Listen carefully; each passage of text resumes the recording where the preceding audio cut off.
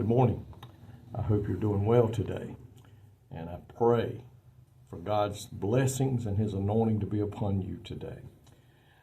In Isaiah chapter 55 and verse 6, we hear these words, "Seek ye the Lord while He may be found. Call upon Him while He is near." We know from what these words say here, it lets us know that there will be a time when you will not be able to find Him. You will not be able to call out to Him. 2 Corinthians in chapter 6, verse 2, the last line in that verse is, "Behold, now is the day of salvation." Life does not guarantee us of tomorrow. Folks, there are those who did not get up this morning. They went to bed with plans for today, but somewhere over during the night, their time came, and they stepped out into eternity, ready or maybe not ready to meet the Lord. So today is the only acceptable day for salvation. My Christian friends, how can we remain silent when we have the message that is needed today out in this lost and dying world? It is up to you and I today to be that disciple that Jesus has called us to be when He said, "Go ye therefore into all nations and preach the gospel, and those that repent, baptizing them in the name of the Son, the Father, and the Holy Ghost." It is up to the church to let the light of Christ shine through us to this world that is in darkness today. And we pray that we'll be found doing that. We are the church, not that building. And God has left it up to us. When He could have chosen many ways to spread the gospel, He chose to use you and I as His voice in this dark world today. When a flashlight becomes dim, you can't see with it. And it's becoming dim because of one of two reasons. You have to recharge it, or it needs new batteries.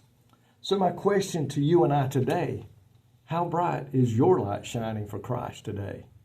Do you keep the batteries charged every day by praying and reading the Word of God and letting it recharge our batteries so the light of Christ will shine forth from us brightly?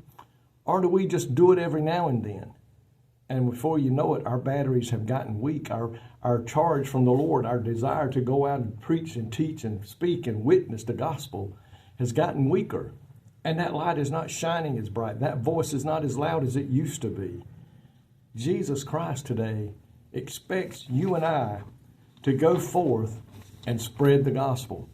So today, if you've got lost loved ones, if you've got lost friends, and we all do, we need to be speaking the Word of God. We need to let them know there's coming a time when you will not be able to reach the Lord because the rapture is going to take place. The church is going home to be with Him. The Holy Spirit is leaving at the same time. And this world is going to be in a mess. You think it's in bad shape now. You wait till that day comes. And if it's not for another 50 years, all of us today are not guaranteed the rest of this day. We're not guaranteed to be here tomorrow. We could already be gone to face eternity. So today, it says, "Seek ye the Lord while He may be found. Call upon Him while He is near." Dear Lord, we pray today, Lord, that those of us who know You as Lord and Savior, those of us who have asked for forgiveness and have repented of our sins, may we keep the light of Christ shining brightly in our life. May our voice go forth with the words of your precious word that tells the lost to find me, come to me, seek me, and ask for forgiveness that You may be ready to go to be with Him. God, help us today, the church, do what You've called us to do, and that is to spread this gospel all around here and send it out all around the world. And we ask these things in Your blessings. In Jesus' name, amen. My friend, I pray today that God will richly bless you, and somehow, some way today, we'll tell at least one person about Jesus Christ and invite at least one person to come be in church with us on Sunday.